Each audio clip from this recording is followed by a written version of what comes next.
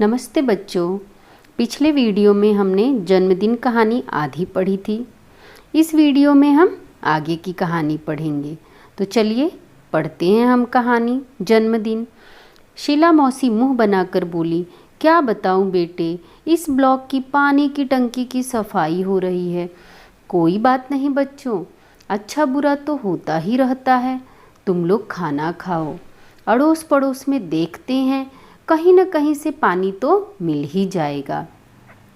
अब बबलू प्यास के मारे छटपटा रहा है, पानी पानी चिल्ला रहा है। तब शीला मौसी उसे समझाते हुए कहती हैं कि ये जो हमारी कॉलोनी का ब्लॉक है जहाँ वो रहती हैं, वहाँ पानी की टंकी की सफाई हो रही है और इस वजह से पानी की टंकी से सारा पानी निकाल दिया गया है और इस वजह से सबके घर में पानी नहीं आया है। तो वो बताती हैं, कहती हैं कि हमारे साथ कभी अच्छा होता है, कभी बुरा होता है। तो अभी बुरा है, पानी नहीं आया है, तो क्या हो गया, जीवन तो जीना ही है। तो ये बच्चों को समझाते हुए वो कहती हैं कि तुम लोग खाना खाओ। फिर वो कहती हैं कि अड़ोस पड़ोस में, मतलब अगल बगल में देखती हूँ, कहीं ना कहीं तो पानी मिल ही जाएगा। लेकिन इस आश्वासन से बबलू को कोई राहत नहीं मिली। प्यास से उसका गला सूखा जा रहा था। खाने का एक कौर भी गले से नीचे नहीं उतर रहा था। वह प्यास से छटपटाने लगा। आज पहली बार प्यास का अनुभव करने से तो उसे पानी मिलने वाला नहीं था। आश्वासन मतलब सांत्वना या दिलासा और राहत मतलब चैन। कि शीला मौसी ने उसे कहा, किसे, बबलू को, कि आस पड़ोस में देखती हूँ, कहीं ना कहीं तो पानी मिल ही जाएगा। तो शीला मौसी के इस आश्वासन से बबलू को बिल्कुल भी राहत या चैन या आराम नहीं मिला। उसे प्यास बड़ी ज़ोरों की लगी थी और प्यास के कारण उसका गला सूख रहा था और प्यास लगे होने के कारण खाने का एक कौर या निवाला भी उसके गले से नीचे नहीं उतर रहा था। मतलब प्यास के कारण वो खाना भी नहीं खा रहा था और छटपटाने लगा। छटपटाने लगना मतलब व्याकुल होना, परेशान होना। और पहली बार उसे प्यास का अनुभव हो रहा था। आज तक कभी उसने प्यास का अनुभव नहीं किया था। जब भी पानी पीने का मन किया, थोड़ी सी प्यास लगी, पानी मिल जाता था, पी लेता था। लेकिन आज पहली बार उसे पता चला कि जोरों की प्यास लगती है तो क्या हाल होता है। लेकिन पहली बार अनुभव करने से क्या होगा, पानी तो उसे मिलने वाला नहीं था। जैसे आज पानी को तो बबलू से अपनी बर्बादी का जी भरकर बदला जो लेना था। अब तो बबलू क्या, तमाम बच्चों का धैर्य जवाब देने लगा। बच्चों, आप सभी को पता है, आगे आपने कहानी में पढ़ा कि बबलू पानी खूब बर्बाद करता था। तो अब यहाँ ऐसा महसूस हो रहा था कि जैसे पानी बबलू से अपनी बर्बादी का बदला ले रहा है। धैर्य मतलब साहस, धीरज या हिम्मत। और अब तो बबलू क्या, बाकी सारे बच्चों को भी प्यास लग गई और सबकी हिम्मत जवाब देने लगी। तभी एक चमत्कार हो गया। अचानक बिजली आ गई, कूलर पंखे चलने लगे, कमरा बिजली की रोशनी से जगमगा उठा। सभी बच्चे खुशी से चिल्ला उठे और ये सब हालात थे। सारे बच्चे, बबलू, सब प्यास से तड़प रहे थे। तभी अचानक एक चमत्कार हो गया। चमत्कार मतलब करिश्मा। बिजली आ गई और बिजली आने की वजह से कूलर और पंखा चलने लगा। कमरे में भी बिजली की रोशनी या प्रकाश फैल गया, कमरा जगमगा उठा और सभी बच्चे खुशी के मारे चिल्लाने लगे। मगर बिजली आने भर से तो प्यास बुझने वाली नहीं थी। अंकल को भी अचानक कुछ याद हो आया। वे खुशी से बोल उठे, अरे बच्चों, मैं तो भूल ही गया था कि बड़े वाले पानी के कूलर में पानी भरा हुआ है। फिर बिजली आने भर से तो प्यास नहीं बुझेगी, प्यास बुझाने के लिए तो पानी चाहिए। तो फिर अचानक अंकल, अंकल किसे बोलते हैं, चाचा जी को बोलते हैं। अब यहाँ मौसा जी भी बोल सकते हैं, या बबलू के मौसा जी या पूजा के पिताजी। उनको अचानक में कुछ याद आता है और वो खुशी से बच्चों को कहते हैं कि जो बड़ा वाला पानी का कूलर है उसमें पानी भरा हुआ है, ये तो मुझे याद ही नहीं था, मैं तो भूल गया था। अगले ही पल वहाँ का दृश्य बदल गया। कमरा ठंडी हवा से भर उठा। बच्चे बड़े सब ठंडे पानी के साथ चटपटे भोजन का स्वाद लेने लगे और अगले ही पल वहाँ का दृश्य, दृश्य मतलब नज़ारा, वो पूरा बदल चुका था। जहाँ सब गर्मी में थे, अंधेरे में थे, प्यास से छटपटा रहे थे, वहीं अब पूरा नज़ारा बदल चुका था। कमरा ठंडी हवा से भर गया था क्योंकि कूलर भी चल रहा था और पंखा भी चल रहा था, और बच्चे जो हैं वो भी और बड़े सभी लोग ठंडे ठंडे पानी के साथ चटपटे मतलब स्वादिष्ट भोजन का स्वाद लेने लगे, खाने लगे स्वादिष्ट भोजन। बबलू की तो बाँछें खिल उठी। बाँछें खिलना मतलब बहुत खुश होना या अत्यंत प्रसन्न होना। और बबलू तो बहुत खुश हो गया क्योंकि वो प्यास से छटपटा रहा था और उसे पानी मिला, वो भी एकदम ठंडा ठंडा पानी।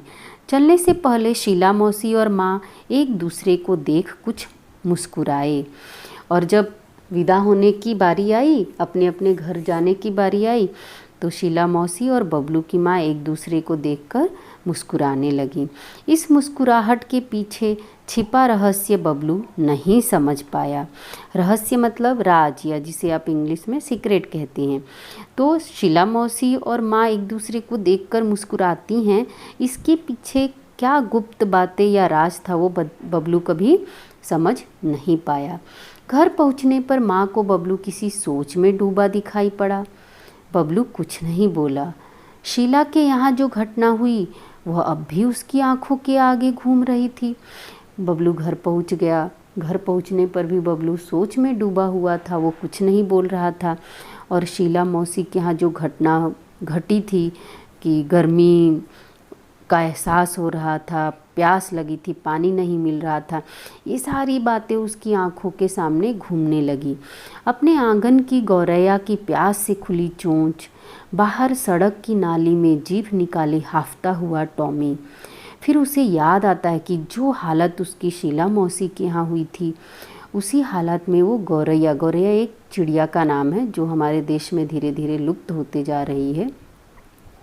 तो वो उसे याद आता है कि उसके घर के आंगन में गौरैया जो प्यास से अपनी चोंच को खुली हुई रखी है वो याद आती है। फिर सड़क के किनारे जो नाली के इधर जो टॉमी जीभ निकाले हाफ रहा है, जिसे प्यास लगी है, प्यास के मारे वो हाफ रहा है, वो याद आता है। शीला मौसी के यहाँ प्यास से सूखता उसका गला, और उसे वही अनुभव हो रहा है कि जिस प्रकार से गौरैया और टॉमी को प्यास लगी थी, उसी प्रकार से शीला मौसी के यहाँ उसे भी प्यास लगी थी। पंखा कूलर जरा देर के लिए बंद रहने पर बहता पसीना, बहुत कुछ नहीं, अब वह ऐसा कुछ भी नहीं करेगा। फिर उसे याद आता है कि पंखा कूलर बंद था, बिजली नहीं थी, जिस वजह से उसे गर्मी हो रही थी, उसका पसीना बह रहा था। बहुत कुछ उसे याद आता है और अब वो निश्चय कर लेता है कि अब वो ऐसा कुछ नहीं करेगा। क्या नहीं करेगा? मतलब पानी नहीं बर्बाद करेगा और बिजली नहीं बर्बाद करेगा। माँ, कल से मुझे आंगन में किसी बर्तन में पानी भर कर रखना है। फिर वो अपनी माँ से कहता है कि कल से मैं आंगन में किसी बर्तन में पानी भर कर रखूँगा। क्यों?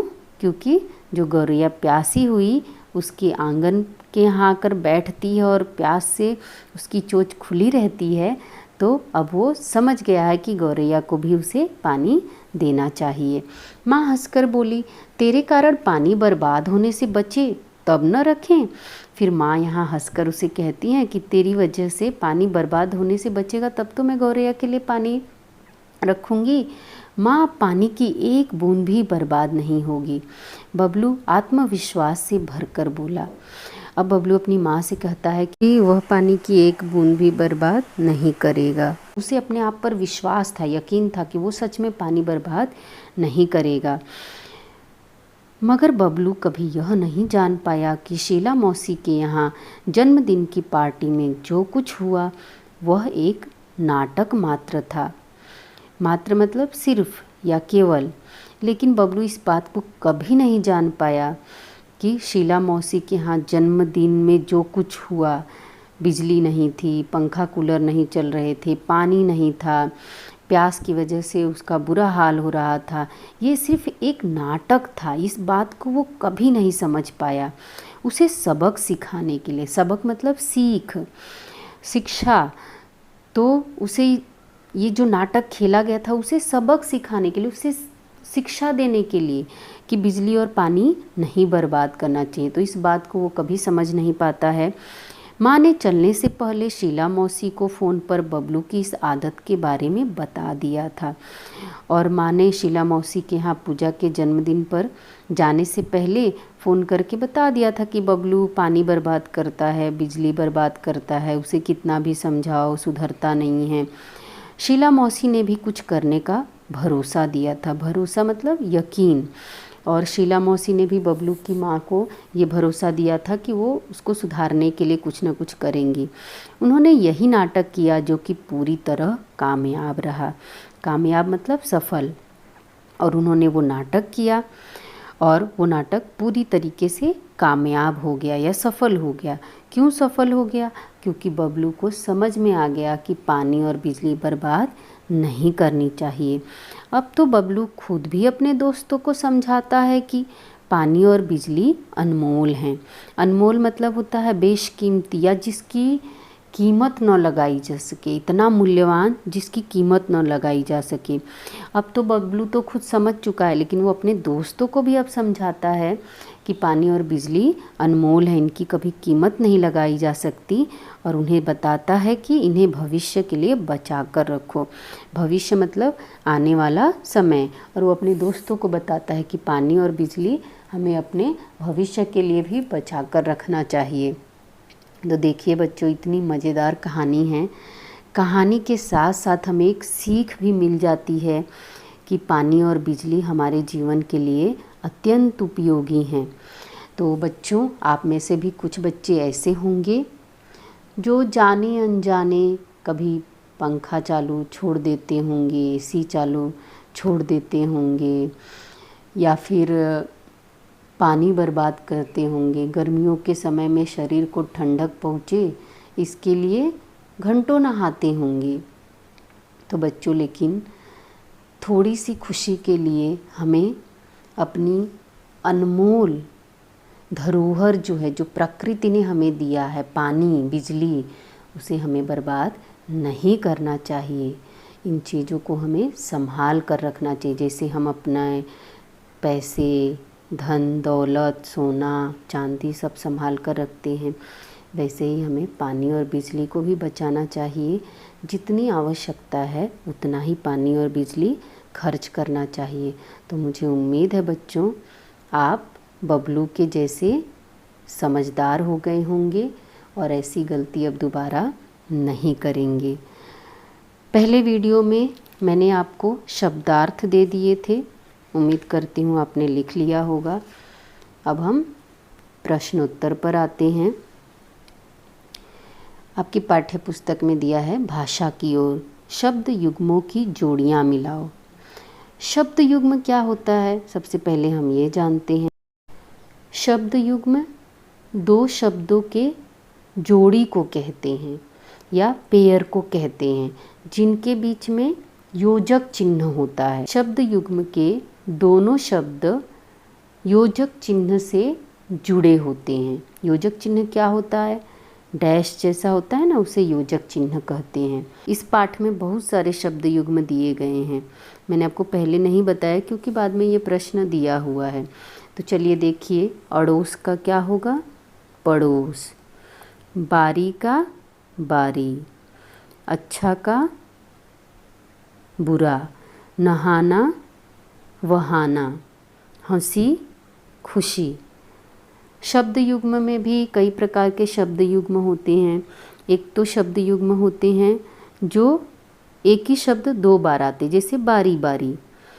और दूसरा शब्द युग्म होता है जिसमें एक शब्द का अर्थ होता है, दूसरे का अर्थ नहीं होता है, जैसे अड़ोस पड़ोस। पड़ोस का अर्थ होता है मतलब जो बगल में रहता है, लेकिन अड़ोस का कोई अर्थ नहीं होता है। दूसरे शब्द युग्म का प्रकार होता है विरुद्धार्थी। जैसे यहाँ पर देखिए अच्छा बुरा, ये विरुद्धार्थी शब्द युग्म हो गए। फिर नहाना वहाना। वहाना का कोई अर्थ नहीं होता, नहाना का अर्थ होता है। हंसी खुशी, ये शब्द युग्म का प्रकार है। इसमें समानार्थी शब्द आ जाते हैं। हंसी का खुशी, ये समानार्थी हो गए। अब हम प्रश्नोत्तर की तरफ बढ़ते हैं। निम्नलिखित प्रश्नों के उत्तर 2-3 वाक्यों में लिखिए। पहला, बबलू की आदत से कौन परेशान थे? उत्तर होगा बबलू की आदत से उसके माता पिता, स्कूल के शिक्षक और सभी कर्मचारी परेशान थे। दूसरा प्रश्न है, शीला मौसी ने बिजली की कटौती का क्या कारण बताया? उत्तर है, शीला मौसी ने बताया गर्मी बढ़ जाने से बाहर तमाम जगहों पर बिजली का भार बढ़ गया है, इसलिए कंपनी ने अपने यहाँ भी आज से कटौती शुरू कर दी है। आज कॉलोनी के इस ब्लॉक में कटौती हुई है, फिर बारी बारी दूसरे ब्लॉकों में कटौती करेंगे। तीसरा प्रश्न, प्यास के कारण बबलू की स्थिति कैसी हो गई? उत्तर, प्यास के कारण बबलू का बहुत बुरा हाल था। आधा गिलास पानी वह एक ही घूंट में पी गया। 2-4 कौर खाते ही उसकी प्यास और भड़क उठी। वह प्यास से बेचैन हो उठा और पानी पानी चिल्लाने लगा। चौथा प्रश्न, बबलू ने किस बात को कभी नहीं जाना? उत्तर है, बबलू ने इस बात को कभी नहीं जाना कि शीला मौसी के यहाँ जन्मदिन की पार्टी में जो कुछ हुआ उसे सबक सिखाने के लिए एक नाटक मात्र था। अगला प्रश्न है, समानार्थी शब्द लिखिए। उत्तर, सूरज का समानार्थी शब्द होगा रवि, हवा, वायु, प्रकाश, रोशनी, आग, अग्नि, माँ, माता, बेटा, पुत्र, पानी, जल, दुनिया, संसार, मुँह, मुख। अगला प्रश्न है, वचन बदलिए।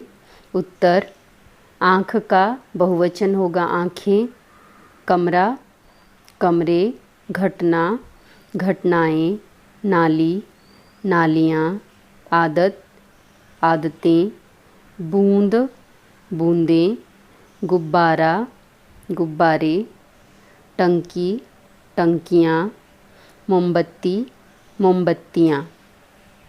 बच्चों, यदि आपको मेरा वीडियो पसंद आया तो मेरे वीडियो को लाइक और शेयर कीजिए और मेरे चैनल को सब्सक्राइब कीजिए। धन्यवाद।